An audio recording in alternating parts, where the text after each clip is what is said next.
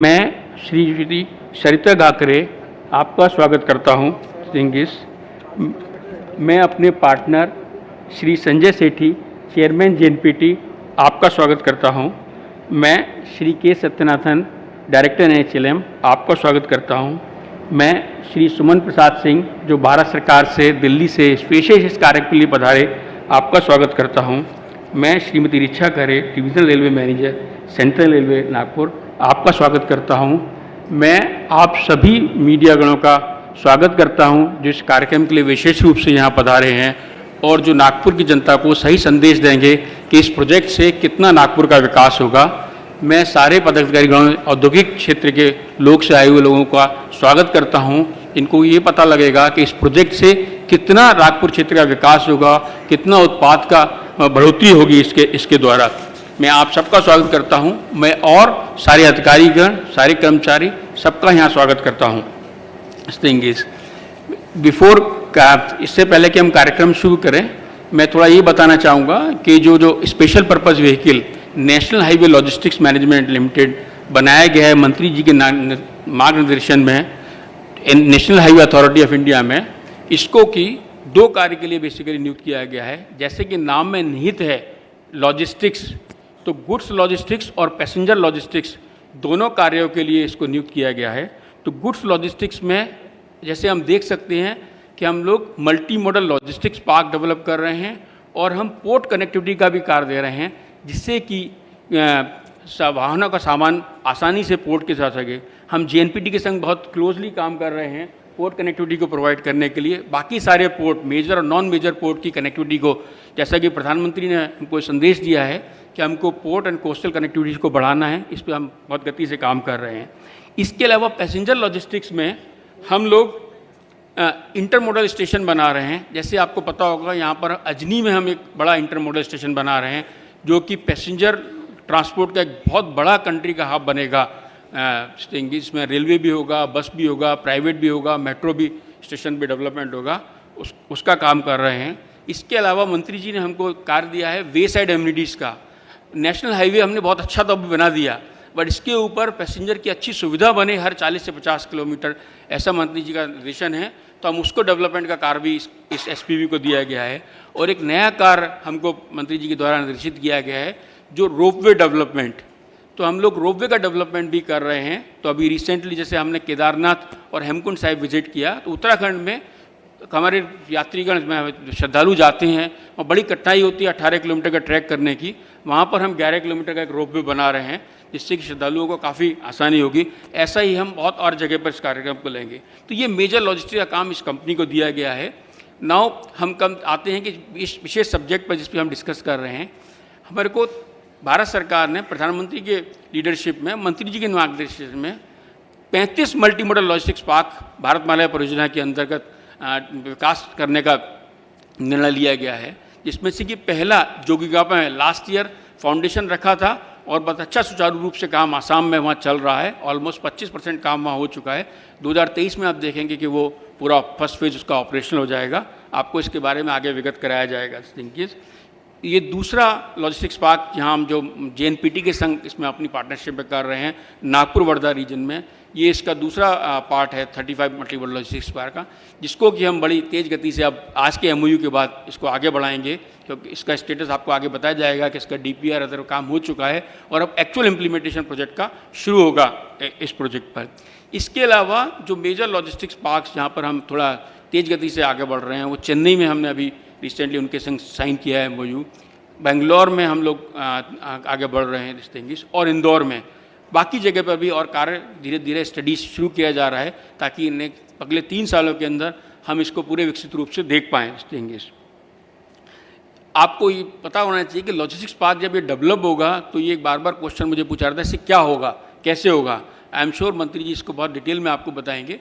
Just to give you a brief shot कि अभी क्या होता है, कमोडिटीज़ प्रोडक्शन के लिए आती है हमारे पास तो एग्रीगेटेड नहीं होती कमोडिटीज थिंग्स, और कंजम्पशन के लिए, उपभोग के लिए भी जब वस्तुएं आती हैं तो बहुत ही स्मॉल स्केल के रूप में आती हैं। तो जब आप उसका स्केल बढ़ा पाते हैं तो उसकी अच्छी रखने की व्यवस्था, वेयर हाउसिंग की व्यवस्था हो पाती है। उससे हम एक तो ट्रांसपोर्टेशन कॉस्ट बचा पाते हैं, रोड से रेल को ट्रांसपोर्टेशन मूव करने के लिए। दूसरा, हम उसकी इन्वेंट्री कॉस्ट को भी कम कर पाते हैं, क्योंकि हमारे औद्योगिक क्षेत्र के लोग मानेंगे कि काफ़ी कुछ हद तक इनकी इन्वेंट्री एंड ट्रांसपोर्टेशन कॉस्ट में उलट जाता है। अगर हम इसको कंट्रोल कर पाएंगे तभी हमारा जो उत्पाद जो है ना अंतर्राष्ट्रीय बाजार में कॉम्पिटिटिव बन पाएगा डिस्टिंग्विश। तो ये लॉजिस्टिक्स पार्क बनाने का पूरा ध्येय यही है कि आप कैसे मोड ट्रांसपोर्ट करो ताकि ट्रांसपोर्टेशन कॉस्ट कम हो और हम इन्वेंट्री कॉस्ट को मिनिमाइज करें डिस्टिंग्विश। तो इंडस्ट्री और इकोसिस्टम को आसपास लेके आएँ, तो इससे जो करने से नागपुर वर्धा रीजन की पूरी इंडस्ट्री का पूरा विकास होगा। मैं कन्विंस हूँ कि खाली विकास ही नहीं होगा, या काफ़ी लोगों को इससे रोजगार भी मिलेगा डिस्टिंग्विश। इसी के संग मैं अपनी वाणी को विराम देता हूँ। मैं आश्वस्त हूँ कि इस कार्यक्रम के द्वारा आपको काफ़ी कुछ जानकारी मिलेगी, जिससे नागपुर की जनता और वर्धा की जनता को फायदा होगा डिस्टिंग्विश। मैं लास्ट में नागपुर की और वर्धा की जनता का स्वागत करता हूँ, जिनकी वजह से ये प्रोजेक्ट पूरा हो पा रहा है। धन्यवाद। बहुत बहुत धन्यवाद। इसके बाद मैं यहाँ पर आमंत्रित करती हूँ ओपनिंग रिमार्क्स के लिए joint secretary logistics MORTH Shri Suman Prasad Singh ji को।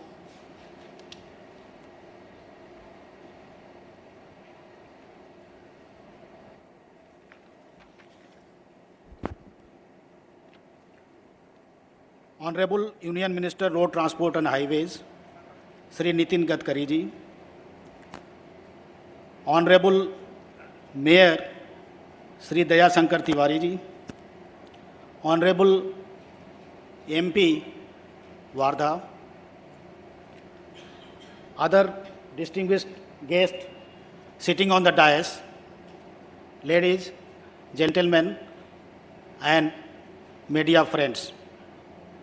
I feel privileged for being given an opportunity for delivering the opening remarks during the MOU signing ceremony for development of MMLP at Nagpur, which is one of 35 MMLPs to implemented under Bharatmala परियोजना। मुझे बताते हुए काफ़ी हर्ष हो रहा है, अपार हर्ष हो रहा है कि भारतमाला परियोजना का शुभारंभ अपने माननीय मंत्री के काल में ही हुआ है और इसका अप्रूवल 2017 में हुआ है। भारतमाला परियोजना का मुख्य उद्देश्य ही है कि हम किस तरह से लॉजिस्टिक कॉस्ट को कम करें। नए इकोनॉमिक कॉरिडोर बनाए जा रहे हैं, उसमें नए एक्सेस कंट्रोल्ड एक्सप्रेसवे भी हैं जो 2 स्थानों को या और उसमें पड़ने वाले शहरों को जोड़ता है, जो कि ग्रीनफील्ड एक्सप्रेसवे है। साथ में जहाँ कहीं भी कंजेशन पॉइंट्स है वहाँ पर फ्लाईओवर, शहरों में बाईपास या रिंग रोड, इस तरह से बना करके हम कंजेशन जहाँ कहीं भी है उसको हम दूर करने का प्रयास कर रहे हैं। सो एक अध्ययन किया गया था जिसमें लॉजिस्टिक इफिशिएंसी इन्हांसमेंट प्रोग्राम के तहत जहाँ जहाँ ऐसी व्यवस्थाएं करने के लिए बात हुई थी वो सारे परियोजनाएं भारतमाला में लागू हैं और भारतमाला परियोजना फेज़ 1 अभी ऑलरेडी कार्यान्वयन में है। भारतमाला परियोजना फेज़ 2 की प्रक्रिया अभी चल रही है।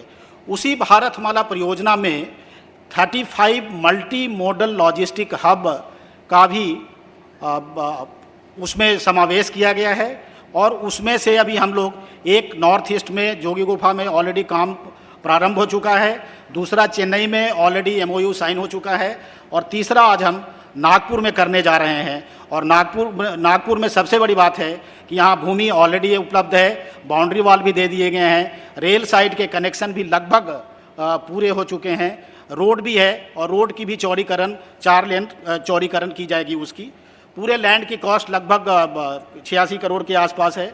जो रेल साइडिंग की जो कॉस्ट आएगी वो लैंड एक्विजिशन कॉस्ट के साथ लगभग 90 करोड़ है और जो रोड हम लोग बनाएंगे और जो कनेक्टिविटी हमें अभी 361 से देना पड़ेगा उसकी कॉस्ट लगभग 156 करोड़ आएगी। और साथ में महासमृद्धि मार्ग है, उसे ऑलरेडी इंटरचेंज की व्यवस्था है तो उससे भी मल्टी मॉडल लॉजिस्टिक पार्क जुड़ेगा। तो इसकी लोकेशन बहुत स्ट्रैटेजिक है और अभी प्रेजेंटली हमारे यहाँ भारत में जो लॉजिस्टिक कॉस्ट है वो लगभग 13% ऑफ GDP है। और ये लॉजिस्टिक कॉस्ट केवल ट्रांसपोर्टेशन से नहीं आता, इसमें प्रोसीजरल पार्ट भी रहते हैं, वेयर हाउसिंग की पार्ट भी रहती हैं। प्रोसीजरल पार्ट में हम लोग अभी ये चाह रहे हैं कि कस्टम क्लियरेंस वगैरह पेपरलेस हो और कस्टम क्लियरेंस की व्यवस्था उसी मल्टी मॉडल लॉजिस्टिक पार्क में रहेगी।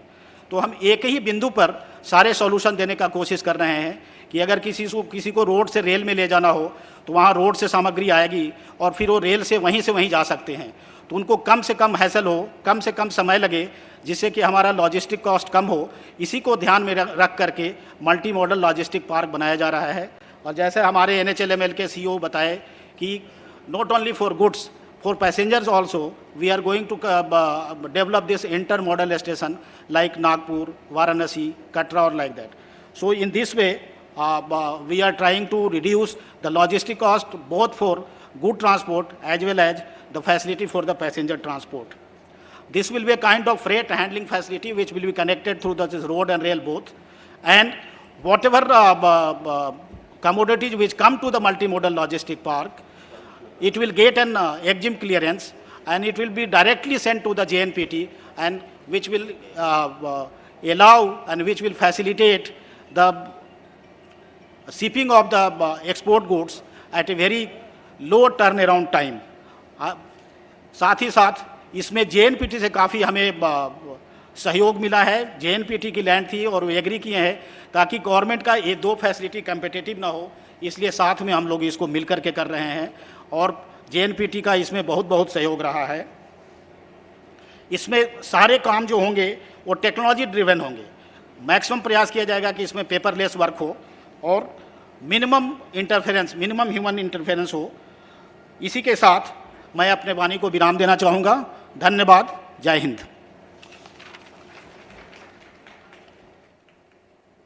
धन्यवाद। आत्ताच या ठिकाणी उपस्थित झालेले वर्धेचे पालकमंत्री माननीय नामदार श्री सुनीलजी केदार यांचं आम्ही हार्दिक स्वागत करतो आणि मी श्री सुमन प्रसाद सिंग यांना विनंती करते त्यांनी केदार साहेबांचं स्वागत करावं। Honourable animal husbandry, dairy development, sports and youth welfare minister, government of Maharashtra, Shri Sunil Kedar ji. इस महत्वाकांक्षी प्रोजेक्ट्स के डिटेल एक छोटी सी वीडियो क्लिप के द्वारा आपको दिखाए जाएंगे। एक वीडियो क्लिप दिखाई जाएगी। Welcome to the project video of the proposed MMLP in Nagpur developed.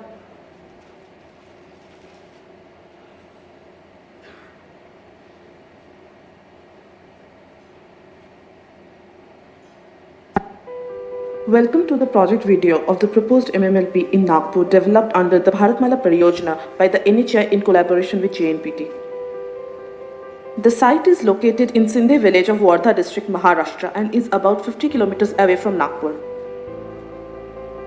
The site is well connected to the major cities of India via NH 361 and Nagpur-Mumbai railway line. The site has an area of 346 acres belonging to JNPT.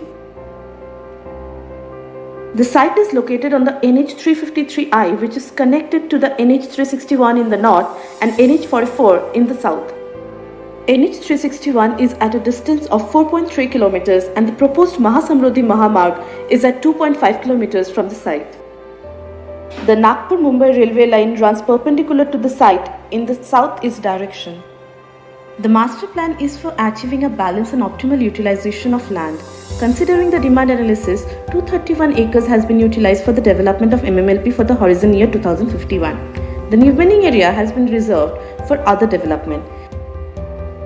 59% of the land has been provided for core logistic facilities, namely warehousing areas, intermodal freight transfer station, value-added services and EXIM. About 3% of the land has been provided for support facilities for the drivers and other workers and another 3% for truck parking. The other ancillary and supporting facilities, namely admin and commercial facilities, utilities and green spaces form 19% of the total land and is spatially distributed within the master plan area. Entrance of the MMLP complex is through a 30-meter ROW access control entry-exit point from the southwestern edge of the site. The gated complex will have an integrated information system and freight information system based on EDI, which will have a single platform for granting access to warehouses, parking and other facilities. A 1.5 kilometer long railway siding is under construction by JNPT and 2 additional sidings are proposed to be developed in future. 32 acres of railway handling area, 6 acres for bulk handling and 10 acres for container yard has been provided for the railway's logistic activities. The core logistic areas also include warehouses of size 5,000 square meter to 16,000 square meter. The warehouses shall be designed with daylighting and ventilation strategies adhering to the sustainability principles. Plots for specialized warehouses such as cold storage are also included as a part of the development. Value-added services form an integral part of the MMLP development. Open warehouse plots for storing bulk storages such as iron and steel and machineries are also proposed. Staff housing for 275 families and hostel facilities for 240 workers are also planned in the MMLP. Project cost has been estimated at Rs 780 crores. Once built, the MMLP will lead to a creation of about 1200 jobs. MMLP Nagpur seeks to facilitate a seamless multimodal freight transfer in the region by providing a range of services in a systematic and integrated approach.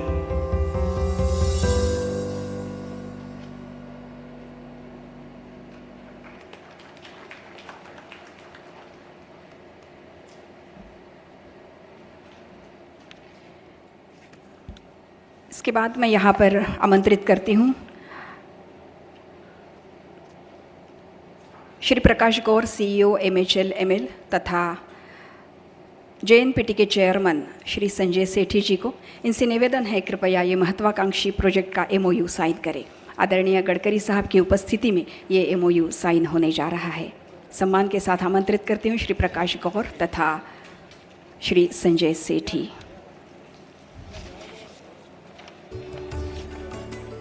सड़क परिवहन एवं राजमार्ग मंत्रालय भारत सरकार द्वारा पूरे भारत में multi modal logistics parks MMLP के लिए चयनित 35 स्थानों में नागपुर एक है। नागपुर देश के केंद्र में स्थित है, जिससे सड़क और रेल माध्यमों से अच्छी तरह से जुड़ा हुआ है। उद्योगों, गोदामों और संबंधित अन्य सुविधाओं के लिए बंदरगाहों से जुड़ा होने के कारण यह स्थान उचित है। इस मल्टी मॉडल लॉजिस्टिक पार्क का MOU साइनिंग जोरदार तालियों के साथ आप इसका स्वागत करेंगे। धन्यवाद। इसके बाद मैं यहाँ पर आमंत्रित करती हूँ JNPT के चेयरमैन श्री संजय सेठी जी से। इनसे निवेदन है कृपया अपनी बात रखें।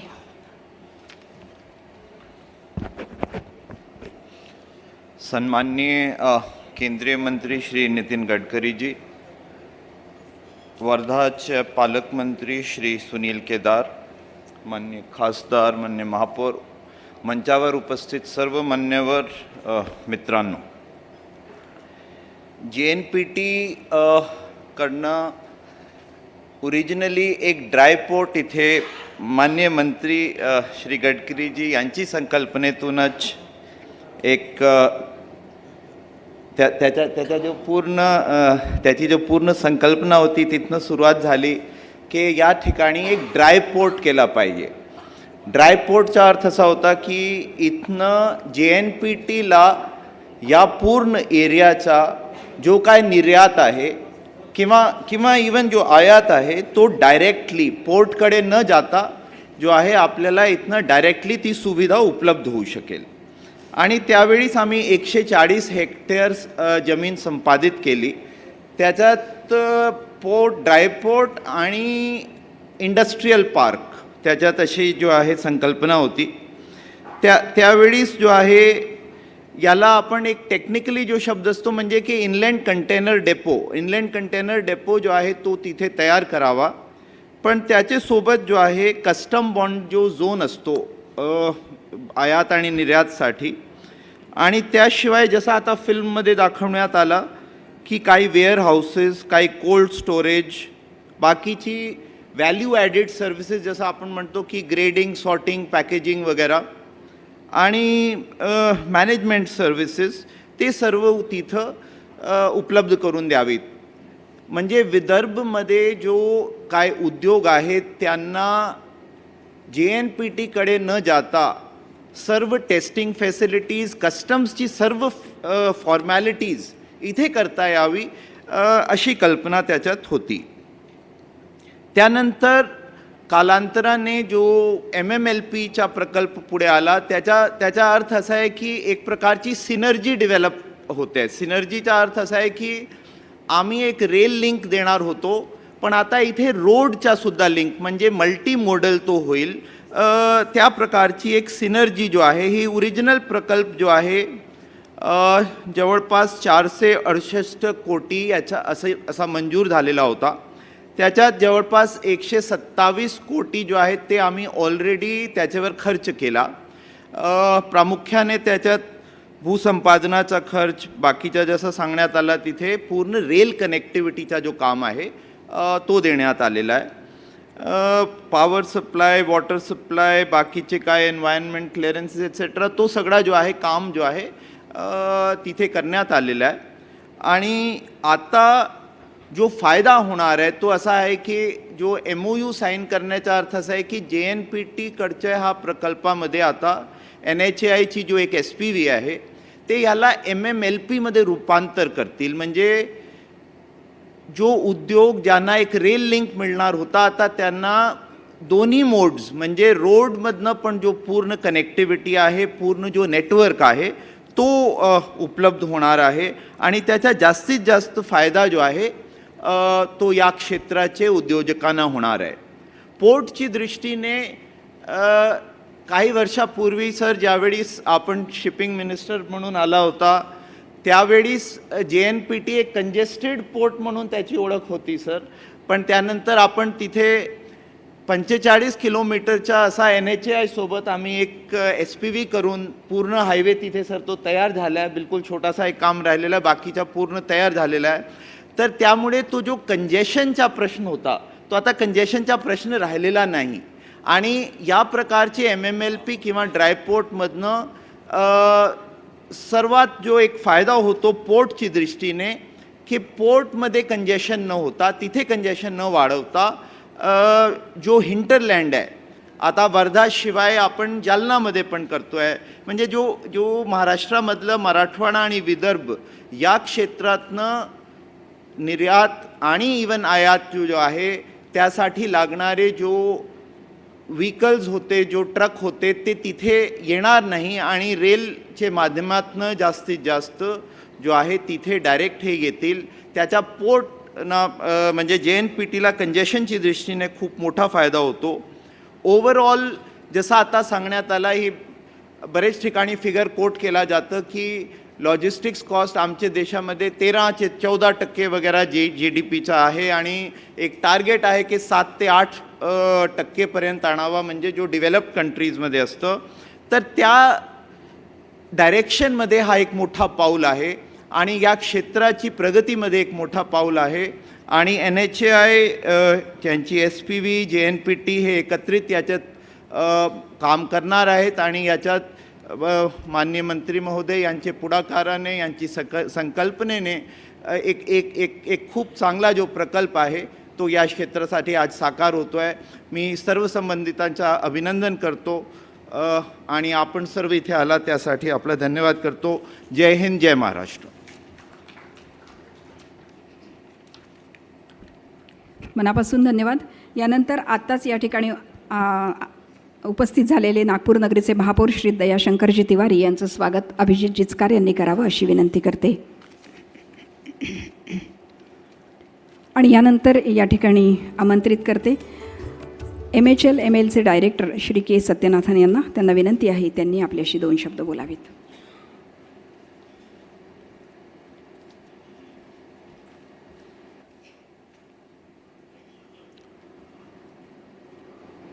माननीय केंद्रीय मंत्री श्री नितीनजी गडकरी,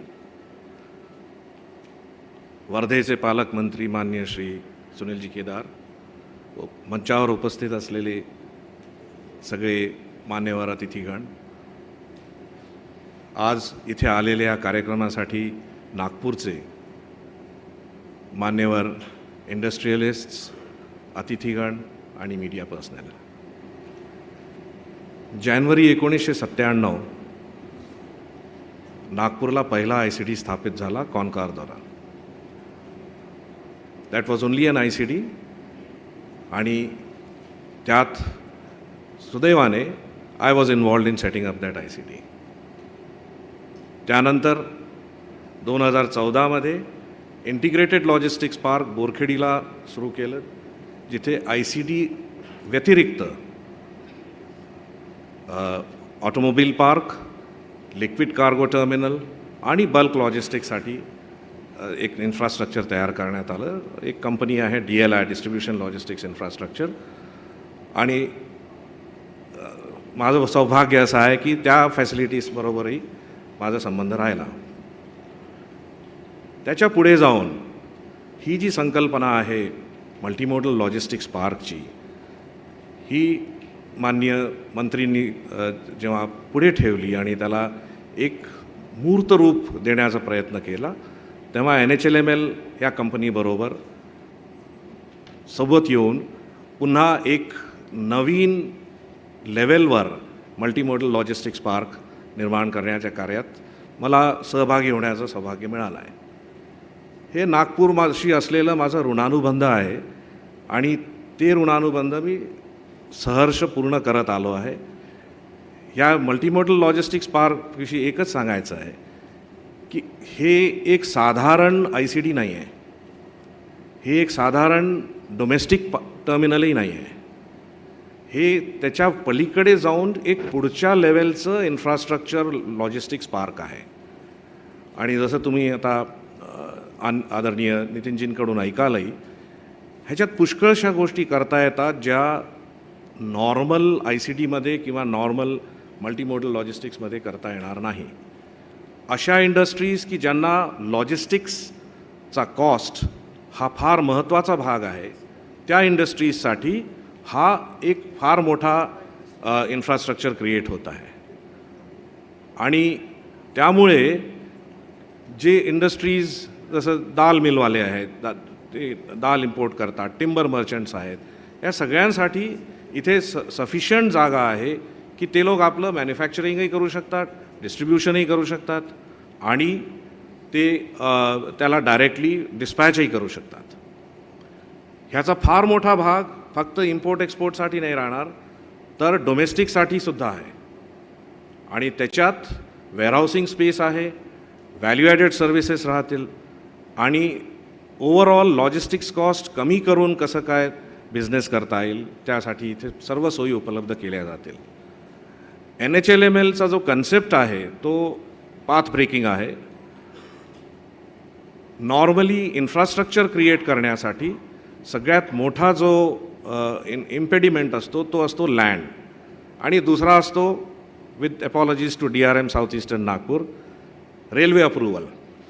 तर ह्या दोन गोष्टी NHLML करून देणार आणि त्यानंतर तो प्रोजेक्ट PPP डेव्हलपमेंटच्या अधीन जाईल आणि तो जो डेव्हलपर येईल त्याला ह्या गोष्टींबद्दल काळजी करावी लागणार नाही. He has to only create a world class facility and see that business comes to that place.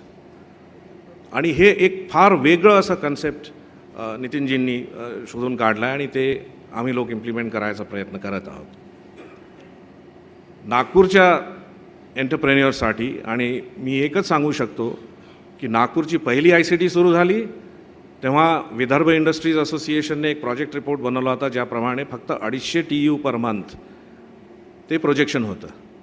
आम्ही सुरू केलं त्यानंतर 6 महिन्यात ते 1500 TU झालं आणि आता आजच्या तारखेला जवळजवळ 10,000 TUs पर मंथ नागपूरहून जातात. नितीनजींच्याच एक ह्याने आम्ही दुसरंही एक कार्य सुरू करणार आहोत लवकरच, ज्याने नागपूरला 3,000 ते 4,000 TUsचा पर महिन्याचा ट्रॅफिक आणखीन वाढणार आहे. त्या बाबतीत मी बोलणार नाही. तर अशा प्रकारे नागपूरने नेहमीच भरपूर प्रतिसाद दिला आहे कोणत्याही नवीन इन्फ्रास्ट्रक्चर फॅसिलिटीला. तोच प्रतिसाद ह्या फॅसिलिटीला तुम्ही लोक द्याल ही माझी आशा आहे. शेवटी एक शेर मी तुम्हाला ऐकवतो. I hope there is no objection to that. ये बज़ में मैं है, ये बज़ में मैं है, यहाँ कोताही यहाँ दस्ते कोताही में मायूसी है. ये बज़ में मैं है, यहाँ दस्ते कोताही में मायूसी है. जो बढ़ाकर हाथ उठा ले मीना उसी का है. फैसिलिटी आपकी है, आप लोग हाथ बढ़ाइए और इसका फ़ायदा लीजिए. Thank you.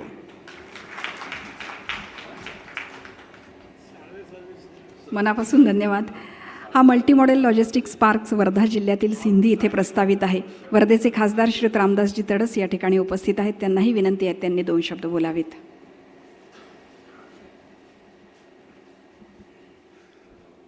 आजच्या या ऐतिहासिक कार्यक्रमाचे प्रमुख अतिथी देशाचे केंद्रीय मिनिस्टर आमचे नेते नितीनजी गडकरी साहेब, वर्धा जिल्ह्याचे पालकमंत्री सुनीलजी केदार, वर्धेचे आमदार पंकज भोयरजी, महापौर दयानंद तिवारीजी, जिल्हा परिषदच्या अध्यक्षा सरिताताई गाखरे, उपस्थित सर्व अधिकारी, बंधू आणि भगिनींनो, साहेब 2015मध्ये ही जागा महाराष्ट्र शासनाकडे होती आणि शेतकऱ्यापासून ही जागा घेतल्यानंतर महाराष्ट्र सरकार 10 वर्ष अगोदर ही जागा घेतली होती, पण कोणी तिथं काही टाकायला तयार नव्हती. आणि त्यावेळेस मी सुद्धा आपल्याला विनंती केली होती, एक वर्धेचा खासदार म्हणून, की एक तर ही जागा शेतकऱ्याला परत करून टाका किंवा एखादी कोणता प्रोजेक्ट या ठिकाणी आणा. आपण त्यावेळेस JNPTचे मंत्री होते आणि इतिहासात साहेब आपल्याला आठवते की नाही आठवते, ही जागा महाराष्ट्र सरकारनं घेतल्यानंतर दुसऱ्यांदा शेतकऱ्याला मोबदला देणं ही काही सोपी गोष्ट नव्हती. परंतु आपण कोणत्या नियमात बसवलं काय बसवलं काही सांगता येत नाही, पण आपण मात्र शेतकऱ्याला दुसऱ्यांदा मोबदला दिला. पहिल्यांदा जागा विकल्यानंतर हा एक इतिहासच घडला. आणि त्यानंतर आज JNPT NHI एक करार झाला. खरं ऐतिहासिक करार आहे. हा जर JNPTकडे राहिला असता तर मला नाही वाटत की हा प्रकल्प झाला असता. परंतु आज आपण फार मोठं या ठिकाणी काम केलं. एकंदर मला वाटते 345 एकर जमीन आहे हे. आणि देशात साहेब 45 पार्क उभे राहणार, त्यामधला एक हा शिंदीचा होणार आहे. आणि हजारो मुलाला त्या ठिकाणी नोकरी लागणार आहे. आणि वर्धा जिल्ह्यासाठी एक ऐतिहासिक दिवस आज मला पाहायला मिळाला आहे. मी आपला वर्धा लोकसभा मतदारसंघाचा खासदार म्हणून आपलं मनापासून अभिनंदन करतो. आणि हा प्रकल्प लवकर लवकर पूर्ण व्हावं. मी एकदा साहेब आपल्यासोबत जाताना थोडं मला याच्यातलं समजत नव्हतं. म्हटलं ड्रायपोर्ट आहे ना समुद्राकाठी राहते, हा इकडं कसा आला? तुम्ही एका शब्दात मला सांगितलं ड्रायपोर्ट हा असा आहे की ज्या ठिकाणी कंटेनर बनन, म्हणजे मुंबईहून कंटेनर जर इथं आणत तो म्हटलं नागपूरला तर 100 रुपये, उदाहरण 100 रुपये आपण देतो. पण या शिंदीमधून जर घेतला तर फक्त 20 रुपये देऊ शकतो आपण. म्हणजे 80 रुपयाची बचत याच्यामुळं होणार आहे. आणि मग ऐतिहासिक दिवसात आपलं मनापासून या ठिकाणी आभार मानतो आणि माझ्या शब्दाला विराम देतो. जय हिंद. मनापासून धन्यवाद तडससाहेब. यानंतर वर्धेचे पालकमंत्री माननीय नामदार श्री सुनीलजी केदार यांनाही विनंती आहे त्यांनी आपल्याशी संवाद साधावा.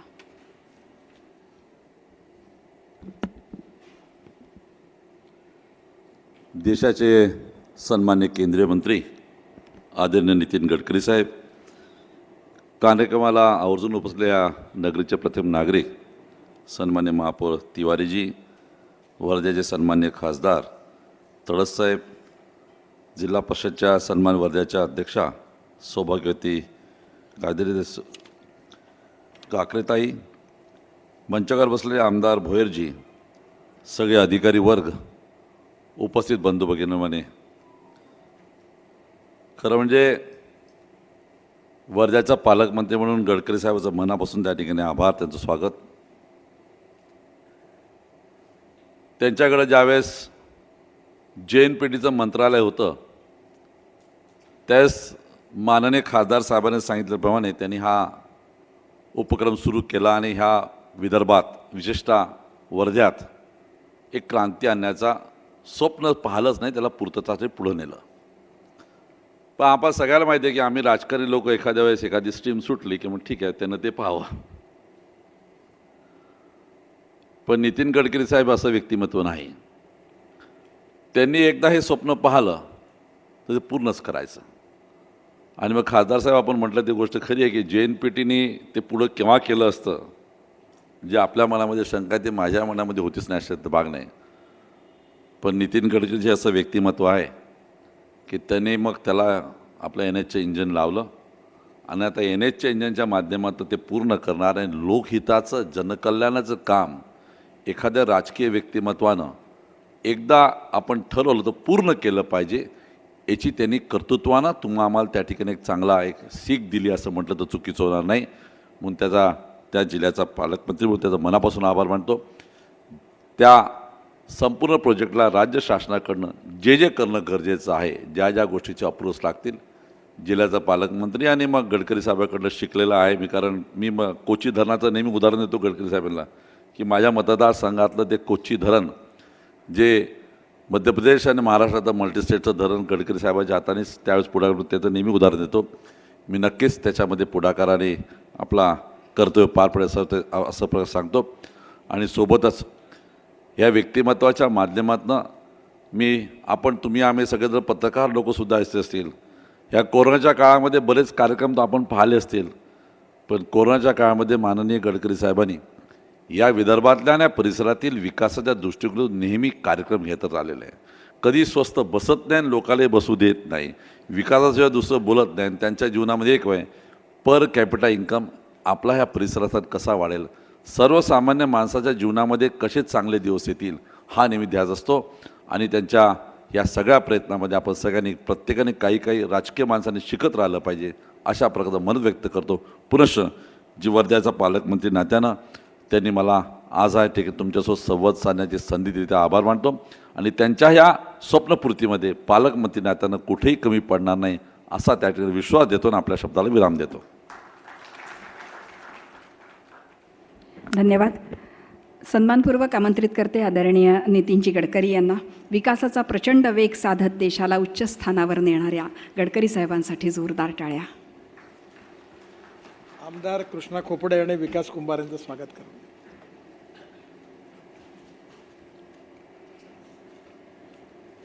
वर्धा जिल्ह्याचे पालकमंत्री केदार साहेब, आपले खासदार रामदासजी, वर्धेचे सन्मान्य आमदार, नागपूरचे आपले सर्व सन्मान्य आमदार, महापौर नागपूरचे, वर्धा जिल्हा परिषदेच्या अध्यक्षा, JNPTचे चेअरमन सेठी साहेब, आमच्या लॉजिस्टिक कंपनीचे प्रमुख प्रकाशजी, आणि ज्यांनी आपल्याला आता या लॉजिस्टिक कंपनीत जे डायरेक्टर आहेत आपल्या नागपूरचेच आहेत, सत्यनाथन, हे आपल्या साळवे साहेबांचे भाचे आहेत. आणि जी कॉन्कर नावाची कंपनी आहे त्याचे एक्झिक्युटिव्ह डायरेक्टर होते आणि लॉजिस्टिकमधलं त्यांचं मोठं योगदान आहे.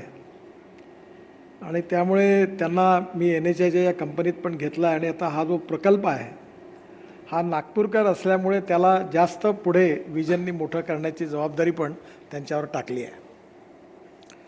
मुळामध्ये हे ड्राय पोर्ट आहे. पोर्ट कोरडं कसं राहू शकतं हा प्रश्न लोकांना आहे, कारण आपल्याकडे समुद्र नाही आहे आणि हे ड्राय पोर्ट आहे. त्याच्यामुळे अर्थ असा आहे की आपण समुद्र वर्धेत आणलेला आहे. आणि आता या इथे वर्धेत समुद्र आल्यामुळे आता इथून डायरेक्ट एक्सपोर्ट इम्पोर्ट आपण सुरू करणार आहोत. सोप्या भाषेत समजण्याकरता हाच अर्थ चांगला आहे. या पोर्टला रेल्वे आणि नॅशनल हायवे आणि समृद्धी महामार्ग तिघांनी जोडलेला आहे.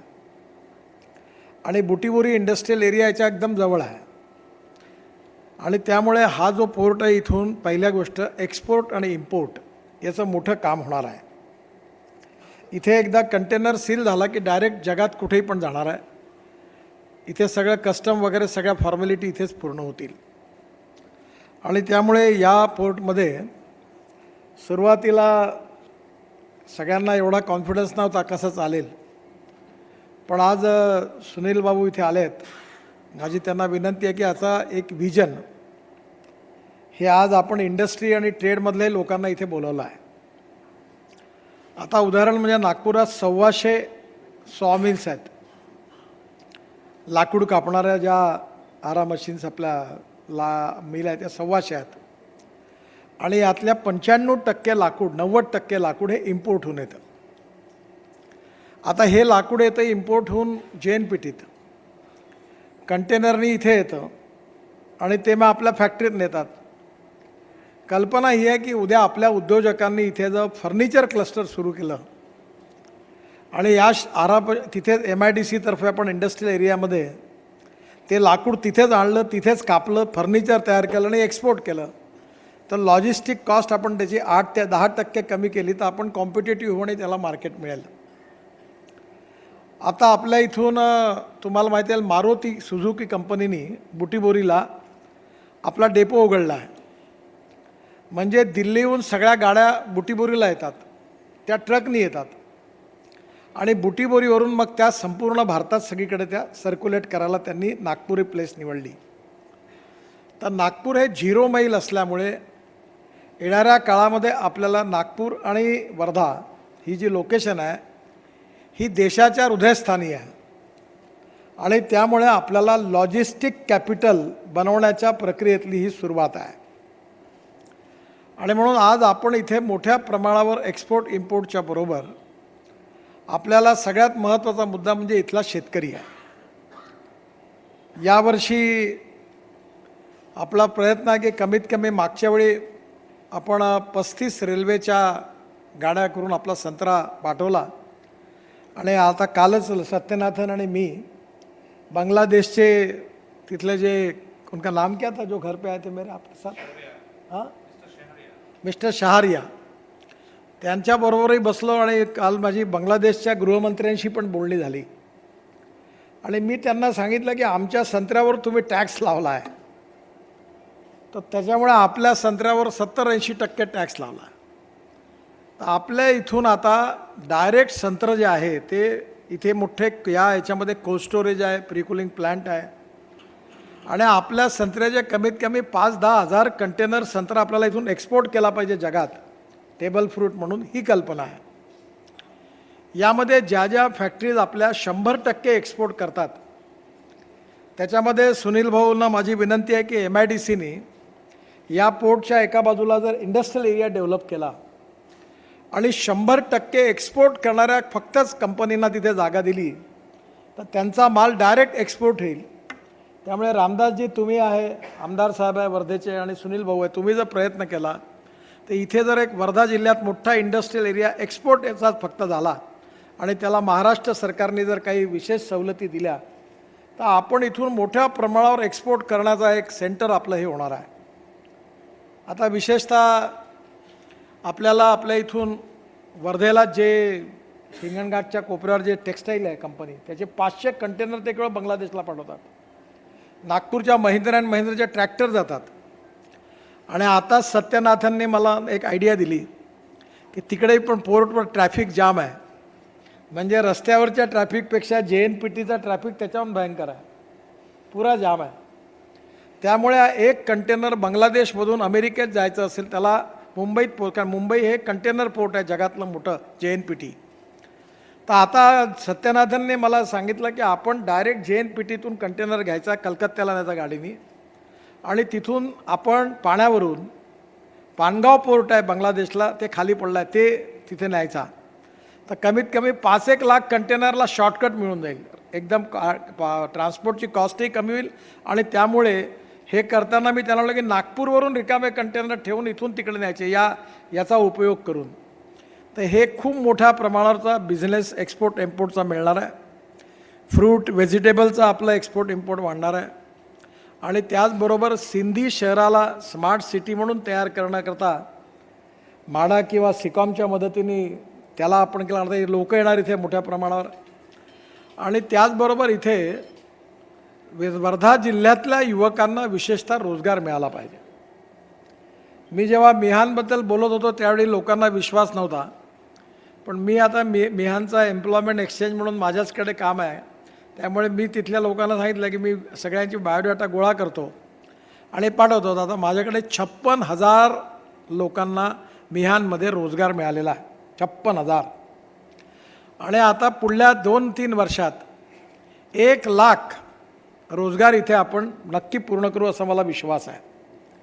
केवळ इन्फोसिस या ठिकाणी जवळपास येणाऱ्या काळात 25,000 ते 30,000 लोकांना घेणार आहे. SCL 5,000 लोकांना घेणार आहे. राफेलचं एक्सपान्शन होणार आहे. MRO तयार होऊन राहिले आहेत. टाल कंपनी जी आहे त्याच्यामुळे इथे आपण आता ड्रोन मॅन्युफॅक्चरिंग आणि एअरबस आणि बोईंगचे पार्ट्स इथे 1200 तयार होतात आहेत. आणि याच ठिकाणी मोठा यांचा एक मोठा गोडाऊन पण आहे, मोठं आपल्या तिकडे रेल्वेची सायडिंग पण आहे. आणि यामुळे मिहानमधून जसे 1 लाख जॉब मिळाले तसं या ठिकाणी सुनील भाऊ, रामदासजी आणि आपले आमदार सगळे त्यांनी मिळून जर प्रयत्न केला तर या वर्धेच्या पोर्टमध्ये 50,000 तरुण मुलांना 5 वर्षात रोजगार मिळाल्याशिवाय राहणार नाही, इतकी ताकद आहे. आणि बाजूचे शेतकरी माझ्याकडे आले, ते म्हणाले आमची पण जमीन घ्या.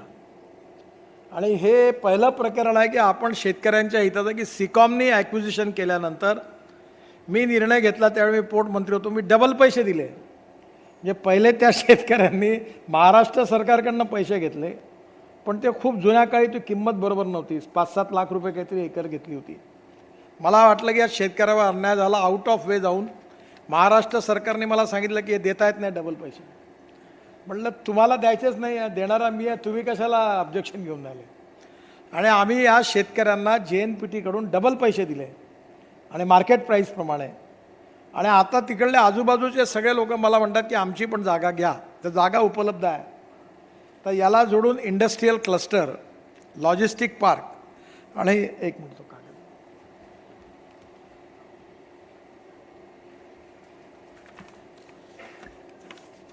हे जे याच्यामध्ये ज्या फॅसिलिटीज आहेत त्याच्यात आज ट्रेड आणि इंडस्ट्रीचे सगळे ऑफिस बेरर आहेत, त्यांना माझी विनंती आहे की तुम्ही याच्यावर एक चांगला सेमिनार घ्या आणि याच्यामधून सगळ्या लोकांना बोलवून तुम्ही एकदा आपल्याला याच्या डेव्हलपमेंटमध्ये यांचा कसा उपयोग घेता येईल ते जर आपण बघितलं तर या ठिकाणी खूप चांगल्या प्रकारच्या योजना ज्या आहेत त्या इथे नक्कीच होतील. याच्यामध्ये ऑलरेडी रेल्वेची फॅसिलिटी जवळपास पूर्ण होत आलेली आहे.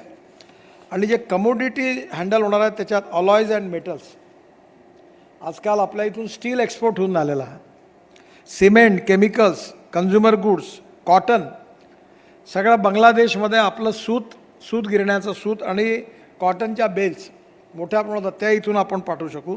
अदर टेक्स्टाईल, फूड ग्रेन, याचं मोठं तांदूळाचं गोंदिया भंडारा जिल्ह्याचं आणि चंद्रपूर गडचं मोठ्या प्रमाणात तांदूळ एक्सपोर्ट होऊन आला साऊथ आफ्रिकेत, हजारो कंटेनरनी चाललेला आहे, तर तोही आपण इथून पाठवू शकू. Hydrogenated and other edible oils, आपल्याकडे जे तेल आपण खातो जवळपास सगळे इम्पोर्टेड तेलच खातो आहे. त्यामुळे आपल्याकडे जे इथे मोठं जे तेल आहे ते इम्पोर्ट करून त्याचा स्टॉक, शिवाय पेट्रोलियमचा स्टॉक, पेट्रोल, डिझेल, LPG, नंतर LNG आणि ह्या सगळ्या पेट्रोलियम प्रॉडक्टचं देखील इथे आपण हे करू शकू डायरेक्ट, त्यामुळे स्वस्त पडेल. वूड अँड वूड प्रॉडक्ट्स, नंतर मशीन टूल्स, नंतर paper, perishable fruit, vegetables, wood and wood products आणि त्याचे इंडस्ट्रीयल क्लस्टर, त्याची logistic, godowns, pre cooling plant, cold storage, याचं एकत्र इंटिग्रेटेड अप्रोचमध्ये याची डेव्हलपमेंट आपण करूया. सत्यनाथन साहेबांची मदत तुम्हाला, त्यांच्याशी कॉन्टॅक्ट करा, तुम्ही ठेवा. आणि याच्यामधून नक्कीच आपल्याला इथे सिंधी शहर हे देखील डेव्हलप होणार आहे आणि हे मोठं शहर होणार आहे. पुढे वर्धेसारखं सिंधी शहर मोठं होईल, एवढं टाउनशिप डेव्हलप होईल. आणि त्याचबरोबर त्या ठिकाणी MIDCनी जर आता बुटीबोरीचा इंडस्ट्रियल एरिया हा नागपूर जिल्ह्याच्या अंतर्गत आहे, वर्धा MIDC वर्धा जिल्ह्यामध्ये, तिथून जर आपण हा MIDC एक्सपोर्ट ओरिएंटेड युनिट जर या ठिकाणी आणले तर हे एक मोठं काम होईल. शिवाय नागपूर हे 0 मैलमुळे आणि आता GST झाल्यामुळे येणाऱ्या काळात लॉजिस्टिक पार्क बनणार आहे. आणि आता हा बुटीबोरीचा रोड डायरेक्ट रत्नागिरीपर्यंत आहे, त्यामुळे हा रोड एवढा चांगला झाला की परवा मी रामदासजींना गाडीत म्हटलं, मलाच नाही लक्षात कुठलं गाव सुटलं नाही, कुठलं आलं. आम्ही 120 स्पीडने जात होतो, आम्हाला पताही चालला नाही. त्यामुळे नागपूर, वर्धा आणि आता या पलीकडे आम्ही परवा वर्धेत यवतमाळ, वर्धा, नांदेड या रेल्वे लाईनची आणि नागपूर ते वर्धा हे 4 लेन करण्याचे आपल्याला, त्याच्यातल्या अडचणीबद्दलची मीटिंग घेतली कलेक्टरबरोबर. सुनील भाऊ त्याच्यातही तुम्ही लक्ष घाला कारण ते काम अडकलं होतं. आणि दुसरं नागपूर ते गोंदिया ह्याही 4 लेन होणार आहे, नागपूर ते इटारसी 4 लेन होणार आहे. सध्या याची कॅपॅसिटी नागपूर ते वर्धा ही 160% म्हणजे 100% ज्याच्यापेक्षा 160%वर चालू आहे. त्यामुळे तिथेही ट्रॅफिक जाम आहे. त्यामुळे आता मेट्रो सुरू करायच्या आधी 4 लेन लाईन करणं आवश्यक आहे. आणि याच्यावर आज हे आपलं रेल्वेनी सगळी फॅसिलिटी आपण केली आहे आणि JNPT पोर्टशी डायरेक्ट कनेक्टिव्हिटी होणार आहे. आणि त्यामुळे JNPT पोर्टमध्ये आपल्याला ज्या फॉर्मॅलिटी करायला लागायच्या त्या इथेच होणार आहेत सगळ्या आणि इथेच कंटेनर सील होणार. आणि आता इथून नागपूरमधून वर्धेतून जगात कुठल्याही दिशेने आपल्याला माल पाठवता येईल. आपल्या फार्मास्युटिकल इंडस्ट्री याचा फायदा घेऊ शकतात. आणि त्यामुळे सगळ्यात महत्त्वाचं आहे की आपल्या देशातली लॉजिस्टिक कॉस्ट 17% आहे आणि ही लॉजिस्टिक कॉस्ट चायनामध्ये 8 ते 10% आहे. आणि ज्या दिवशी आपण लॉजिस्टिक कॉस्ट 10% करू त्या दिवशी आपलं एक्सपोर्ट दुप्पट होईल. आणि म्हणून थोडं असं आम्ही आता साखर कारखान्याची 40,000 टन साखर निर्यात केली. तर इथे नागपुरातून निर्यात करणं परवडत नाही कारण ₹1 ₹1.5 रोजचं मार्जिन आहे. तर पश्चिम महाराष्ट्रातले साखर कारखान्याची साखर स्वस्त आहे कारण ते JNPTचं अंतर कमी आहे. त्यामुळे त्यांना ₹1 ₹1.5 जास्त मिळतो. त्यामुळे नागपूरहून साखर एक्सपोर्ट करणं उपयोगाचं नाही. पण आता हा पोर्ट झाल्यावर ती कॉस्ट अजून कमी होईल. तर मी असं सांगितलं की आपण साखर आता बांगलादेशमध्ये करा. म्हणजे कोल्हापूरची साखर बांगलादेशमध्ये जाईल तर त्याला डिस्टन्स जास्त आहे, आपल्याला कमी आहे. तर इकडनं लॉजिस्टिक कमी होईल. आणि त्यातही आता आपण JNPTला आपला कंटेनर पाठवून मग समुद्रातून पाठवायच्या ऐवजी रेल्वेनी तिकडे मी ऑलरेडी हल्दियाला मल्टीमोडल हब बनवलेला आहे. आणि आता मी परवाच सांगितलं की अगरबत्ती इंडस्ट्रीमध्ये ये आप चेंबर ऑफ कॉमर्स में इंटरेस्ट लो कि ये जोगी गुफा तो वहाँ बाम्बू है अगरबत्ती के स्टिक्स. अब चाइना को मैंने बंद कर दिया, बड़े नाराज हुए, सब बंद कर दिया. तो वहाँ का बाम्बू विदर्भ और महाराष्ट्र में लाना तो अगरबत्ती डेवलप होती है. ऑलरेडी बहुत यूनिट है, उनको बाम्बू चाहिए, वो ट्रक से लाते हैं. तो नॉर्थ ईस्ट का बाम्बू वाराणसी लाना, गंगा में, गंगा वाटरवे शुरू हो गया है. और वाराणसी से जबलपुर के थ्रू डायरेक्ट नागपुर में लाना तो कॉस्ट एकदम इतनी सस्ती हो जाएगी कि हमारे यहाँ पूरा अगरबत्ती इंडस्ट्री में कोई प्रॉब्लम नहीं. तो ये लकड़ी से लेकर छोटी छोटी बातों में इकोनॉमिक वायबिलिटी क्या है, ये हमारे चेंबर ऑफ कॉमर्स, VI, लघु उद्योग भारती और इन प्रकार के जो इंडस्ट्री में काम करने वाले लोग हैं जो इसमें इन्वेस्टमेंट भी कर सकते हैं, जिनको अपॉर्चुनिटी भी है, उन्होंने इसके बारे में और डिटेल में अध्ययन करके इसके सेमिनार वर्धा में और नागपुर में करके, क्योंकि फिर कोई मुंबई दिल्ली का व्यापारी आएगा 2000 करोड़ डालेगा, पैसा कमाएगा और जाएगा. फिर आप लोग और हम लोग भाषण देंगे विदर्भाचं मागासलेपण. तो इसके बजाय हमारे यहाँ के लोगों ने इसमें इंटरेस्ट लेना चाहिए और उनकी एंटरप्रेन्योरशिप डेवलप होकर उनको नई बिजनेस की विजन प्राप्त होनी चाहिए. ये बहुत ही इम्पॉर्टेंट ऐसी इवेंट है, इसलिए आज ट्रेड, इंडस्ट्री और बिजनेस के भी लोगों को बुलाया. मैं उनसे अनुरोध करूँगा कि मीडिया के भी लोग हैं, काफ़ी जानकारियाँ इसमें है, नोट भी है. तो ये एक नया कंसेप्ट होने के कारण सबको क्लैरिटी आने के लिए थोड़ा टाइम लगेगा. पर मैं इकोनॉमिक्स थोड़ा बहुत समझता हूँ और जब मैं अगर अधिकारी रहता तो मैं 10,000 एकड़ जगह ले लेता. पर मैं अधिकारियों को समझाने में वो बोले आज इतना पैसा कैसे डालना, तो वो बराबर स्टेप बाय स्टेप ही डालेंगे. अभी 25 लाख की ज़मीन फिर 50 लाख रुपए के भाव से खरीदी करेंगे क्योंकि वो महत्व बढ़ जाएगा. तो आज ये भी है कि लेवल ऑफ कॉन्फिडेंस निर्माण होना चाहिए और ये जगह जब तुरंत चली जाएगी तो फिर नई जगह लेने में कॉन्फिडेंस आएगा. तो बुटीबोरी और सिंधी के बीच में ये एक industrial development, industrial cluster develop हो सकते हैं और लॉजिस्टिक की अवेलेबिलिटी है, पावर की अवेलेबिलिटी है, तो मुझे लगता है पानी की अवेलेबिलिटी है. समृद्धि महामार्ग इससे जुड़ा हुआ है और आपने देखा होगा कि समृद्धि महामार्ग को कनेक्टिविटी है और हाईवे को भी कनेक्टिविटी है और दोनों 3-4 किलोमीटर पे है और समृद्धि महामार्ग से डायरेक्ट मुंबई तक जा पाएंगे. तो यहाँ से एक्सपोर्ट ओरिएंटेड जो लोग हैं उनके लिए एक अपॉर्चुनिटी मिली है. तो निश्चित रूप से ये हमारे लिए एक गोल्डन अपॉर्चुनिटी है और इसमें वर्धा जिला और ज़्यादा इसमें पार्टिसिपेट करे और वहाँ आत्महत्या करने वाले किसानों का जिला था. और सबसे इम्पोर्टेंट चीज़ है कि यहाँ से हम लोग बड़े प्रमाण पर हमारे विदर्भ के फ्रूट, वेजिटेबल्स और ऑरेंजेस ये सब हम लोग बाहर बेच सके तो अच्छी कीमत मिलेगी. और आगे हमारे गढ़चिरौली, चंद्रपुर, भंडारा, जो काम अभी सुनील केदार के ऊपर जिम्मेदारी दी है मैंने, हमारे यहाँ प्रॉन्स है और फिशिंग में हमारा एक्सपोर्ट बढ़ सकता है, गोड्या पाण्यातले आणि खाऱ्या पाण्यातले। तो ये गढ़चिरौली, गोंदिया, भंडारा जिले में इतना पोटेंशियल है और झींगे इतने अच्छे हैं कि हमारे यहाँ 800-900 रुपये किलो भाव है और सिंगापुर में 9,000 रुपये, दुबई में 8,000 रुपये किलो भाव है। तो हमारे ये एक्सपोर्ट यहाँ से कैसे बढ़े, तो ये एग्रीकल्चर एक्सपोर्ट और बाकी इसमें भी अलग अलग क्षेत्र के लोगों ने इंटरेस्ट लिया तो अच्छा काम होगा। मैं JNPT को भी धन्यवाद दूंगा कि उन्होंने NHI के साथ कोलैबोरेशन किया है, दोनों सरकारी संगठन है, इसलिए कोई अड़चन नहीं है। महाराष्ट्र में इसे और 4 जगह करने का हम प्रयास कर रहे थे, तो निश्चित रूप से जहाँ जहाँ जगह मिलती है ये लॉजिस्टिक को आने वाले समय में बहुत महत्व है। हम 2 लाख करोड़ रुपए के कम से कम प्रोजेक्ट आने वाले 2-3 साल में भी 35 लॉजिस्टिक पार्क कर रहे हैं, कुछ मल्टी मॉडल हब है। तो मुझे लगता है कि निश्चित रूप से ये हमारी इकोनॉमी को, एक्सपोर्ट को काफ़ी बूस्ट देगा और नागपुर ये 0 माइल होने के कारण ये लॉजिस्टिक का कैपिटल बने और इसीलिए मारुति सुजुकी वाले को समझ में आया कि उसकी गाड़ी देश में बेचना है तो उसने अपना गोडाउन नागपुर में बनाया। तो अब सब दुनिया भर की ऑटोमोबाइल कंपनी के यहाँ रेलवे से आएगी, यहाँ स्टोर होगी और यहाँ से डिस्ट्रीब्यूट होगी। तो ये धीरे धीरे इसमें काफ़ी पोटेंशियल है। तो चैम्बर ऑफ कॉमर्स, VIA, लघु उद्योग भारती जैसे सभी ऑर्गेनाइजेशन, वर्धा जिले के ट्रेड और बिजनेस के ऑर्गेनाइजेशन, ये सब इसका फ़ायदा ले।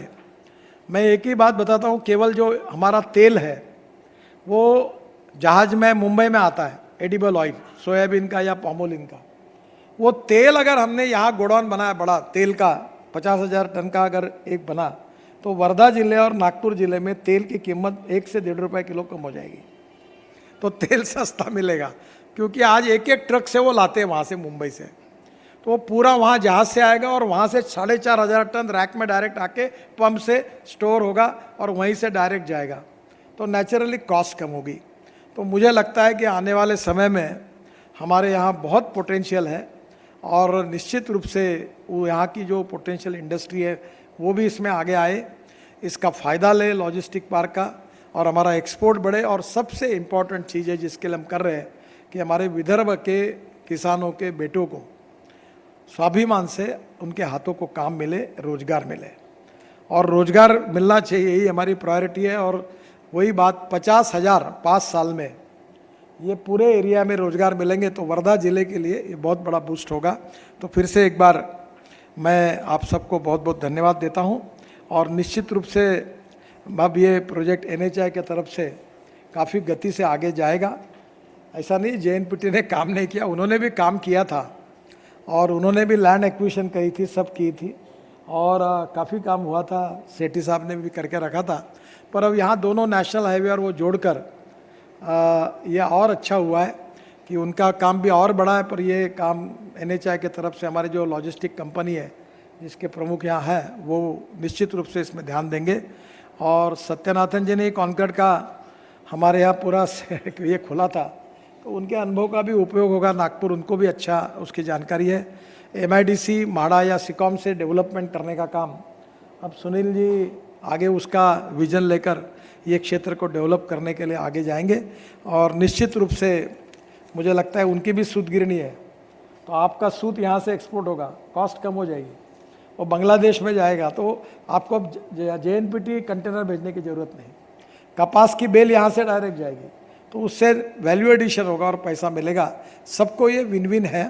तो निश्चित रूप से सबके सहयोग से और ये और आगे जाएगा और 5 साल में हमारा उद्देश्य पूरा होगा। तब तक आप सब लोग इसको पुश आउट करने, मार्केटिंग का काम इम्पोर्टेंट है। अभी मैंने कल मेरे घर पर वो टोयोटो के मालिक आए थे, टोयोटो कंपनी के विक्रम किर्लोस्कर इंडिया के, वो तो मैं उनको कहा कि मुझे एक दिल्ली में हाइड्रोजन पे चलने वाली कार दो और मैं ले रहा हूँ अभी, और वो हाइड्रोजन फरीदाबाद के इंडियन ऑयल में थोड़ा बनता है तो लोगों का विश्वास ही नहीं होता। अब मैं इलेक्ट्रिक कार में घूमता हूँ भरी तो लोगों को प्रमोट इलेक्ट्रिक कार, अब 100% इथेनॉल की कार तो लोगों को मैं बोला मैं खुद यूज़ करूँगा तो सब लोगों को पता चलेगा, कॉन्फिडेंस आ गई ऐसा पेट्रोल से भी अच्छा है। तो मुझे लगता है कि ये कहीं ना कहीं मार्केटिंग करने में अब ये आप लोग और चैम्बर इंडस्ट्री फोरम VIA ये इसमें और इसको आगे बढ़ाए। भारत सरकार की ओर से और महाराष्ट्र सरकार की ओर से दोनों का समर्थन है, तो ये और गति से अगर एक्सप्रेस ट्रेन जाएगी तो मुझे लगता है कि इसका और फायदा होगा। एक बात कहने के लिए भूल गया कि अब नागपुर से हैदराबाद नया एक्सप्रेस हाईवे भी हम बना रहे हैं, तो ये भी हाईवे इसी रोड को आएगा, नया हाईवे है, तो इसकी कनेक्टिविटी जो है वो भी यहाँ इसके नज़दीक तक आएगी। तो नेचुरली इधर साउथ के तरफ भी जा पाएंगे, इधर समृद्धि महामार्ग से मुंबई के तरफ जाएंगे, तो इस पोर्ट को तेलंगाना और आंध्र प्रदेश का भी काफ़ी काम जो बिजनेस के लिए और अच्छा काम मिल सकता है और मिलेगा। बहुत बहुत धन्यवाद, नमस्कार। पत्रकार प्रश्न पूछने वाले इसी के संबंध में प्रश्न होंगे तो अच्छा होगा, मैं उसके जवाब देने की कोशिश करूंगा। सुनील जी भी कुछ बताना तो बता देंगे, एक 4-5 क्वेश्चन करिए।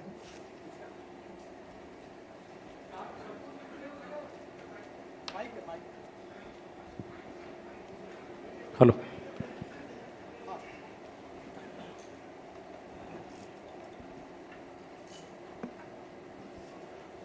नितीन जी, हॅलो हॅलो, हां हा नितीन जी, 4 जे प्रपोज आहेत तुम्ही सांगितले की 4 असे पार्क बनवणार आहेत महाराष्ट्रात, कुठले कुठले आहेत? एक जालनाचा सांगितला होता. नाही, जालन्याचं काम ऑलरेडी सुरू आहे. जालनामध्ये अब कहाँ तक आहे जालना का?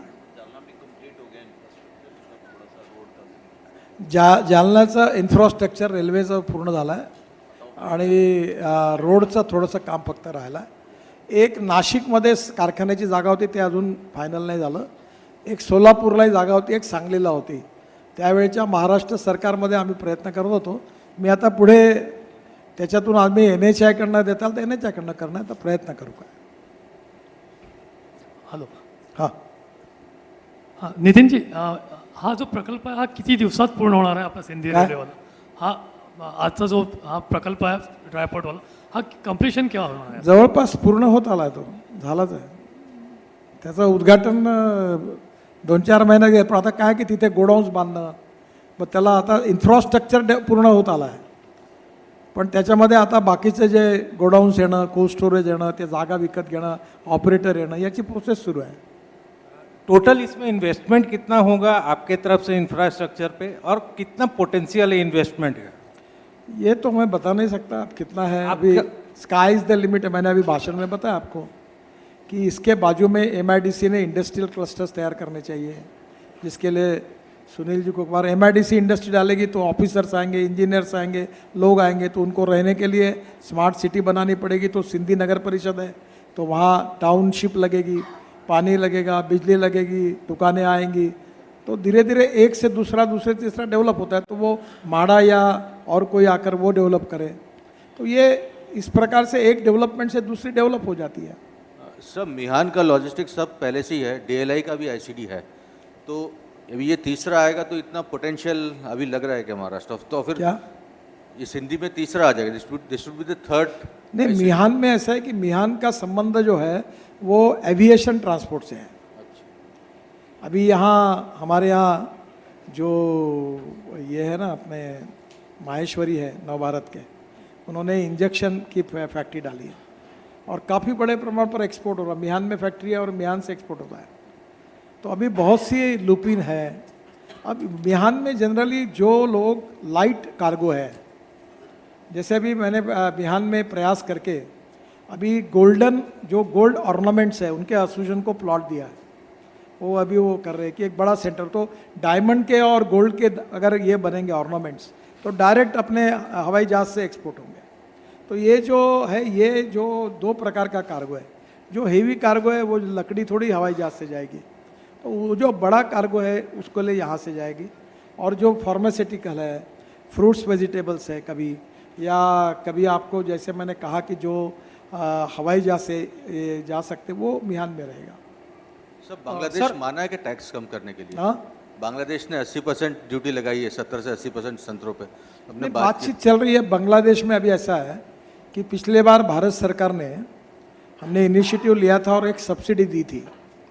मैंने उस समय हमारे एग्रीकल्चर मिनिस्टर को एक प्रार्थना की थी, फूड एंड प्रोसेसिंग को, कि आप रेलवे को आधा पैसा किराए का आप दे दो. तो उन्होंने वो आधा किराए का पैसा देने के बाद एक किसान रेल चालू हुई. और वो किसान रेल चालू हुई, उसमें से नागपुर से 35 गाड़ियों से संतरा गया। अब हमारा प्रयास है, ये शुरुआत थी, इस साल अभी सीज़न चालू होगा, मैं कम से कम 500 गाड़ियाँ संतरा और कम से कम 2000 कंटेनर संतरे का भेजने का हम लोग प्रयास कर रहे हैं। तो मैं अभी वरुड़, मोर्शी, काटोल के लोगों को इकट्ठा किया, फिर उसका ग्रेडिंग करना पड़ता है, फिर उसका वैक्सिंग होता है और उसका अच्छा पैकेजिंग करना पड़ता है। तो इंटरनेशनल मार्केट में जाने के लिए ये ट्रेनिंग अब वरुड़, मोर्शी में बहुत यूनिट शुरू हो गए। आप शायद आपको अभी पता होगा 6 यूनिट शुरू हो गए जो संतरे का पैकिंग करने लगे। तो अब धीरे धीरे फिर संतरे को ड्रिप इरिगेशन मिलेगा तो क्वालिटी अच्छी आएगी। तो हर चीज़ में इंटरनेशनल मार्केट में जाने के लिए हमको प्रशिक्षण देना पड़ेगा और वो प्रशिक्षण देने के लिए वो एक एक प्रोजेक्ट में शुरुआत से लेकर आगे तक। तो अभी पंजाबराव कृषि विद्यापीठ और हमारे एग्रो विजन हम मिलकर लगातार श्रीधरराव ठाकरे और उनके साथ ऑरेंज ग्रोवर एसोसिएशन है, तो कोशिश कर रहे हैं। तो धीरे धीरे इसमें से होगा। अभी मैंने एक कोशिश की तो नोगा को 3 कंटेनर अभी माल भेजा है दुबई, तो वो ऑरेंज और अपने यहाँ के टमाटर को प्रोसेस करते हैं। तो धीरे धीरे इससे जब बढ़ेगा तो ही अपनी इकोनॉमी डेवलप होगी। ये प्रयास है, सब लोगों ने इसमें कोशिश की तो फिर इसको गति मिलेगी। सर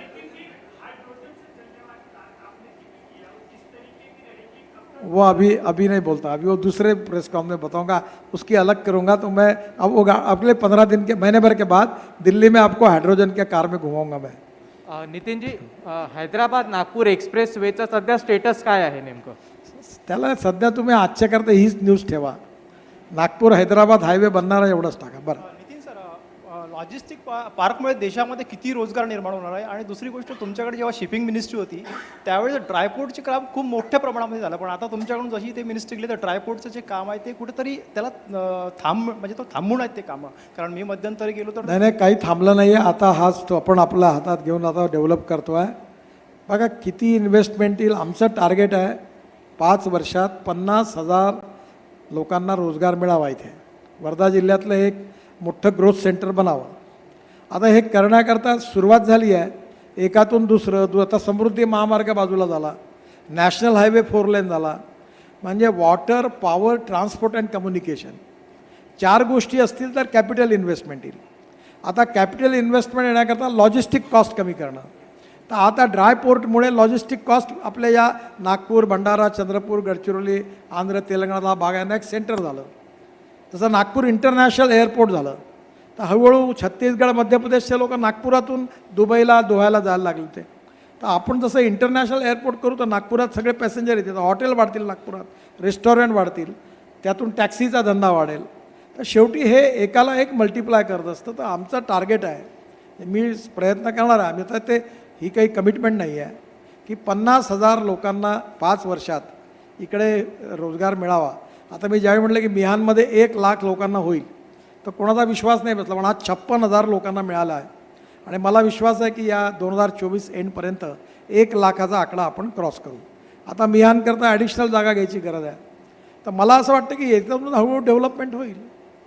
नितीनजी, लॉजिस्टिक्स पार्क आपण डेव्हलप करत असताना सध्या देशातल्या फ्युएलचे जे रेट्स आहेत त्याचा मात्र मोठा फटका संपूर्ण ट्रान्सपोर्टेशनला बसतोय। अशा वेळेला या लॉजिस्टिक पार्कचं काय? म्हणूनच नागपूरने जगाला उदाहरण दिलं आहे, भारताला, की आपल्या इथे LNGचा पहिला पंप भारतातला नागपुरात उघडला। एक डिझेल ट्रकला LNGमध्ये कन्वर्ट करायला 10 लाख रुपये खर्च येतो। बसीन नावाचे ट्रान्सपोर्ट आहे, त्यांचा ट्रक कन्वर्ट केला आहे।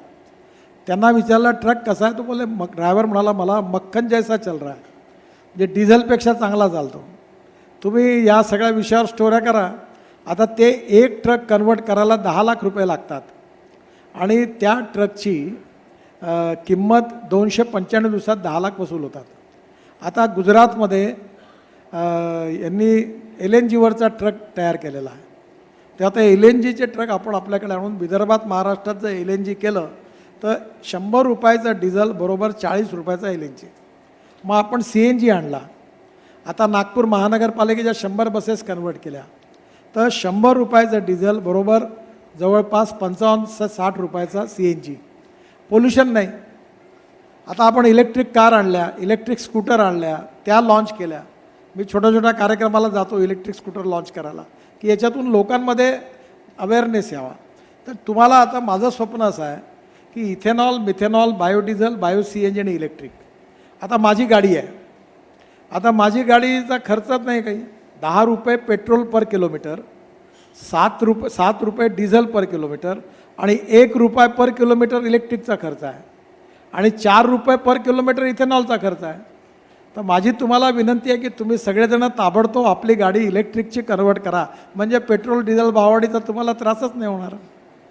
नितीनजी, या ड्रायपोर्टचा हॉटेल इंडस्ट्रीला फायदा होईल, औद्योगिक क्षेत्र वाढेल, पण ज्याची आपण शेती घेतली आहे त्या शेतकऱ्यांना याचा फायदा कसा होईल किंवा कसा करून घेता येईल आपल्याला? आता रामायण सांगितल्यावर तुम्ही विचारता रामाची सीता कोण. आता हे कापूस कोणाचा, सूत कोणाची, बेल कोणाचे, संत्रा कोणाचा, भाजी कोणाची, तुम्हाला माहिती नाही. आता मी त्याच्यात काय मी सांगत नाही तर तुम्ही माझ्याबद्दल उलटं लिहिता.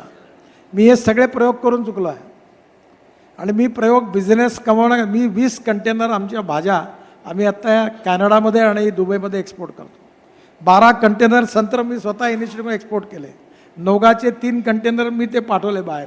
तर मी त्याच्यातल्या अडचणी स्वतः काय आहे त्या समजून घेऊन हे सगळे प्रयोग स्वतः करून पाहतो.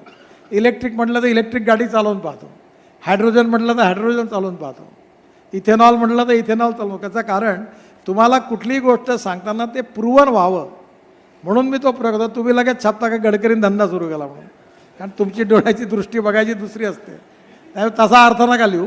त्यामुळे मी आज तुम्हाला सांगतो की ऑरेंजेस बांगलादेशमध्ये मोठ्या प्रमाणावर यावर्षी एक्सपोर्ट होतील आणि आता ते ट्रकनी पाठवायला जे लॉजिस्टिक कॉस्ट आहे तो ट्रक 6-6 दिवस 8-8 दिवस बाउंड्रीवर खडा समोर राहतो, मग संत्र सडतात, शेतकऱ्याचं नुकसान होतं.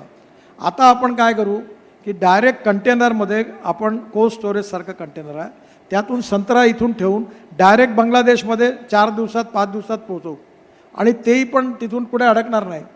तर त्यामुळे काही सोय झाल्यामुळे तिथे कॉस्ट कमी होईल आणि मार्केट मिळेल. ते शेतकऱ्यांच्या मालाला मिळावं.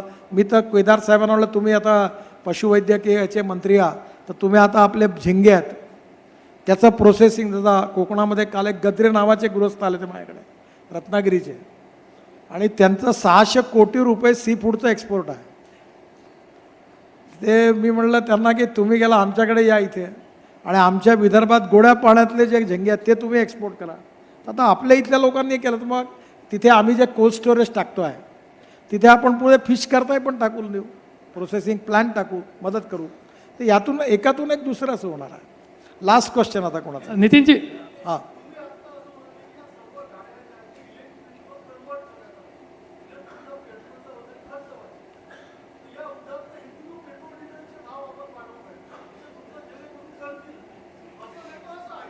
नाही, पेट्रोल डिझेलचा भाव हा इंटरनॅशनल प्राईसशी रिलेटेड आहे आणि जेव्हा ती प्राईस वाढते तेव्हा आपण देशातलं टोटल 8 लाख कोटी रुपयाचं पेट्रोलियम इम्पोर्ट करतो आणि पुढच्या असंच झालं तर 5 वर्षात ते 25 लाख कोटी रुपयाचं होईल. आणि म्हणून भारताला आत्मनिर्भर बनवण्याकरता आम्ही 2009 पासून मी हे सांगतो आहे की या देशातला शेतकरी या देशातलं इंधन तयार करेल. आता त्यातल्या आमच्या अनेक लोकांना त्यावेळी माझं पटलं नाही, ते म्हणायचे हे काय बोलतात. आता सगळ्यांना पटलं आहे पण त्याला वेळ लागला, 11 वर्ष गेले. आता इथेनॉलवर चालणारे पंप आपण सुरू करतो आहे. मी तुम्हाला सांगतो पुढची गाडी तुम्ही पेट्रोलच्या ऐवजी फ्लेक्स इंजिनची घ्या. फ्लेक्स इंजिनचा अर्थ असा आहे जे ऑलरेडी टोयॅटो कंपनीने बनवलं युरो 6च्या इमिशन नॉर्मवर, ते म्हणजे 100% पेट्रोल किंवा 100% इथेनॉल. आता 100% पेट्रोलचा भाव तुम्हाला माहीत आहे काय आहे, 115 आणि इथेनॉल 65 रुपये. त्यामुळे तुमच्या पैशाची बचत होईल आणि पोल्युशन कमी होईल नागपूरचं. त्याच्यामुळे हळूहळू तुम्ही आपलं जे ट्रान्सपोर्टचं व्हेकल आहे ते इलेक्ट्रिकवर, इथेनॉलवर, ट्रक ज्या आहेत त्या याच्यावर आपल्या LNGवर, इतर गाड्या आहेत त्या CNGवर आणि देशी इंधनावर जर कन्वर्ट केल्या आणि इलेक्ट्रिक आपलं इंधन आहे आणि 86% लिथियम बॅटरी आपण वापरतो. आता नागपूर महानगरपालिकेला मी प्रोजेक्ट दिला आहे कमिशनर साहेबांना आणि मेयर साहेबांना दिला आहे की जे नागपूरचं घाण पाणी आहे ते पाणी आपण विकतो महाराष्ट्र वीज मंडळाला आणि त्याच्यातून आपल्याला 300 कोटी रुपयापर्यंत रॉयल्टी मिळते. आता मी म्हटलं त्या पाण्याला तिथेच आपण भांडेवाडीला सोलर लावू आणि वीज मिळेल ₹1.70 आणि हे पाणी मिळेल फुकट आणि इलेक्ट्रोलायझरने हायड्रोजन ऑक्सिजन वेगळं करून ग्रीन हायड्रोजन नागपूर महानगरपालिका तयार करेल. आता ती टेक्नॉलॉजी पण मी आणली आणि मी प्रयत्न करतो आहे. पण आता काय की ही इतकी दूरची टेक्नॉलॉजी आहे की मी जेव्हा अनिल सोले मेयर होते तेव्हा त्यांना म्हटलं होतं की आपण टॉयलेटचं पाणी विकू, तर ते मला म्हणे तुम कुछ भी बात करते हो बोले, ऐसा कभी हो सकता है क्या. आता तुम्हाला लोकांनाही पण आता हे मी घाण पाण्यापासून ग्रीन हायड्रोजन तयार करून त्याच्यावर चालवणं स्वप्नच वाटतं ना. पण आता कसं आहे की ते तुम्ही सगळे सपोर्ट कराल तर पूर्ण होईल आणि तुम्हाला पेट्रोल डिझेल घ्यायची गरज. माझी इच्छा आहे प्रामाणिकपणे की या देशातून पेट्रोल डिझेलचे पंपच नाही शिवावे. मी माझा स्वतःचा ट्रॅक्टर CNGवर कन्वर्ट केला आहे. त्याच्यावर ₹1.25 लाख वर्षाची बचत आहे. आता माझ्या गावात CNG पंप नाही म्हणून मला तो नागपुरात ठेवावा लागला. एक दिवस तो ग्रीन करून मी सगळ्या तुमच्या पत्रकार भवनात दाखवतो. माझी इच्छा आहे महानगरपालिकेला मी म्हटलं की मी फुकट तुम्हाला देतो, पण तिथं ते टँकरवाल्यांचा रोजगार आहे. ते मी म्हटलं फुकट दिलं तर एक कमी होईल पाणी वाटणारे, त्याच्यातही बरेच लोक आहेत काम करणारे. त्याच्यामुळे मी म्हटलं की मी फुकट द्यायला तयार आहे. तर आपण अशा अनेक योजनांना तुम्ही सपोर्ट करा. माझं म्हणणं आहे की आज हा जो लॉजिस्टिक पार्कचा विषय आहे आणि आज वर्धा जिल्ह्यात जसं हे चेंबर ऑफ कॉमर्स आहे, VI आहे, तर आता याच्यातून पुन्हा डिटेलमध्ये सेमिनार घेऊ. सत्यनाथन साहेब आणि आमच्या सगळ्या यंत्रणा मदत करतील. आपण त्या पोर्टमध्ये जागा देऊ. त्याचा ऑपरेटर नक्की झाला आहे. लवकरच त्याचं 2-4 महिन्यात ऑपरेशन प्रत्यक्षात सुरू करू. रेल्वे लाईन पूर्ण झालेली आहे आणि तुमच्या सगळ्या सहकार्याने तुम्ही जर लोकांपर्यंत मेसेज दिला तर आपण ॲग्रिकल्चरपासून फिशिंगपासून तर अगरबत्तीपासून तर लाकडापासून तर फार्मास्युटिकल, फूड ग्रेन, कॉटन सगळ्या ह्याच्यात जर हे एक सेंटर तयार झालं तर आपला खूप मोठा विदर्भाचा फायदा होईल, वर्धा जिल्ह्याचा होईल आणि नागपूरचाही होईल. तर आपण जरूर याला जास्त प्रायोरिटी द्यावी अशी विनंती आहे. धन्यवाद. मनापासून धन्यवाद. आपल्या सगळ्यांसाठी जेवणाची व्यवस्था करण्यात